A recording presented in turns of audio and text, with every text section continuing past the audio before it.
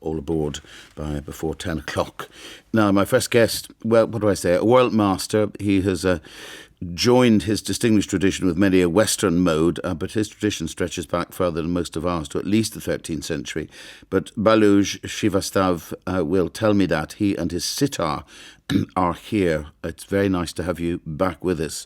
And I know you, when you first touched the sitar, aged 8, it was love, wasn't it? Thank you very much. Yes, it was great for me to touch. First time, and I touched the sitar, I asked my teacher to give me, and he refused to give me. And I cried and cried. And I got the sitar, and first time I played some Indian film tunes, and he was surprised. And since then, sitar is with me, and I'm with sitar. Well, I mean, of course, this was a bit more difficult that you went blind when you were, 8 months old. So presumably that made it more difficult to prove to somebody that you could master this ancient tradition.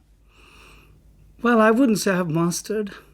Never. Well, no, I suppose no one masters anything, but you're up there at the top. I'm trying my best.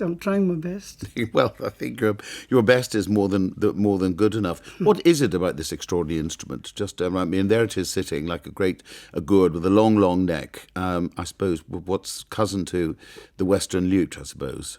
It is a lute, but it's got 20 strings and 7 on top, and underneath the frets, 20 frets, it has got 13 strings, sympathetic strings, which is not supposed to be played, but time to time you can just touch for the atmosphere.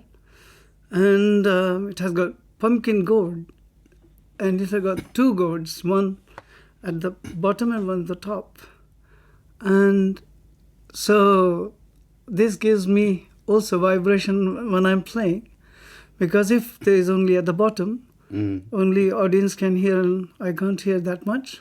But the top one makes me feel that I'm playing sitar. Well, I mean, I suppose we were quite ignorant in a way. We knew about it all in the abstract till the 1960s, when suddenly everybody in the Western world wanted to be involved with the sitar. I mean, people like George Harrison and the rest of them. And you played, Pandit Ravi with the best of them. and George and Ravi Shankar, yeah. Yes. I gather you played a private party once, and you decided you would blaze into a bit of Beatles' Norwegian Wood, and someone came up at the end and said that wasn't bad. Exactly. Oh, that because I was thinking it's a wood. They're talking about the wood of the stage, and then I said, "Oh yeah, that wood was wonderful," and he said, "You mean the song?" And I said, "Yeah, of course, song is." Oh, I see. I didn't know you're talking about song, because I didn't know that song called Norwegian Wood. Because when I was in India, I was working as a musical demonstrator in the shop. And I used to just play whatever I heard from everybody singing. So they sang this tune, da da da da da, and I played it as it is. And I learnt it. I just didn't know it was called Norwegian Wood. Yes, well, it was Mr. Paul McCartney who complimented you, so... Yeah, exactly. You would have said, I've been doing this before you even thought of it. Listen, it's wonderful to have you with us, and you have brought young Ilyas Raphael Khan, brought his tabla. So tablas are always, I mean, they're traditional with the sitar, aren't they? Well, I have played with his father as well. He is in Jaipur. And now I'm playing with the son. So... He's obviously up to it. He's smiling. That's fine. Oh, he's great. He's great. He's wonderful. Actually, this piece, which I'm going to play now, called Nartaki, I played with him, and in one go, he caught it. He just played it like that. Because most of the time, musicians have a lot of trouble to remember this piece, because this is never going straightforward. It's not a straightforward piece. Every time it changes. Everything's changing here.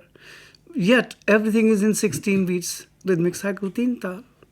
Okay, we're counting. Ilyas is going to make his way over to the performance space, and it's very nice to have Linda with us as well, who's part of the creative outfit. So thank you very much indeed, Baluji. I'll just let you make your way over to your sitar and make sure it has not changed its mind about being exquisite while you have been away. So there may be a small jangle of strings just while we make sure all is well. it's a wonderful looking. It really is a wonderful looking instrument. I think we must actually get a picture and put it up on the website. That would be very nice. Exotic it is, and this is Nartaki with Baluji and Ilyas.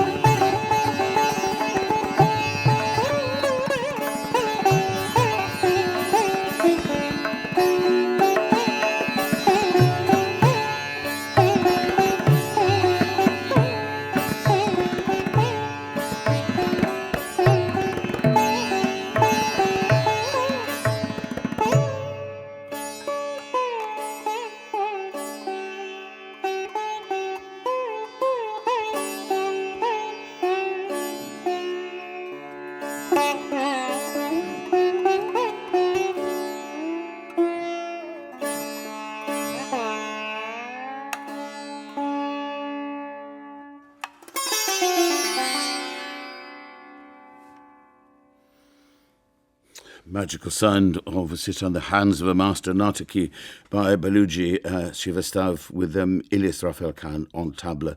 So it's North and South Indian traditions, and it's going to special raga composed in the studio for the Queen's Jubilee later. Thank you very much indeed for that. Baluji is back.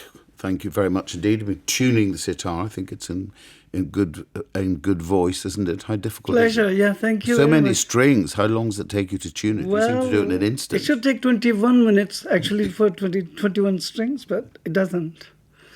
So you're fleet of a finger, I think, after all these years. So much going on, Baluji. You're going to do something very special for us in a minute, but you've got a music foundation. What's the reason behind that? It's Baluji Music Foundation. Yes, I have got, and I started Inner Vision Orchestra, which is orchestra of blind musicians, and we have got about 18, 19 musicians. All are blind. And we have performed in Queen Elizabeth Hall. The idea was behind is that if blind people are not employed anywhere else, why not to just employ ourselves? But I would request all the orchestras to take some blind musicians with them all the time. Well, because you've got I think you talk about an inner vision and an inner sensitivity that you have. And I know a lot of sort of blind people who are singing who really, their innate musicianship sort of was extraordinary. Yes, actually, in India, it's a stereotype thinking that if you're blind, you got to be singer. If you're blind, you got to be musician. That's not true, because I am the only musician here in amongst the 115 blind boys. So if that was the case, everybody could be musician. But that's the understanding of people, and I'm very happy. Well, you blaze away, and you're helping others, and you are going to create something special for us now, I gather, a sort of a Regal Raga. That's very true. I will actually, the previous piece which I played was based on Mr. Jog, the Jog Rag, which is a beautiful rag. It has got some mixture. And this one is, yes, Regal Raga, because in Rajasthan, there is it's a place of lots of kings and queens as well. And I have taken Rag Mand from there and mixed with, you will see the tune. I'm not going to tell you which tune I'm going to play. Okay. So that's what I've tried my best. And I will compose as I'll go along. Because Indian music is improvisation based. So I improvise. And once it is recorded, it'll be composed. Perfect. Well, it's a great privilege for you to be creating it on the spot. Very appropriate for Her Majesty's Jubilee as well. Thank you, Baluji, very much indeed. Just let you. Thank you very much. Make your way back to your splendid instrument, and Ilyas Raphael Khan is waiting. You don't need to tune your tabla. I presume they're fine. They're okay. There they are. And just seated as is traditional. So it looks as though player and instrument are one.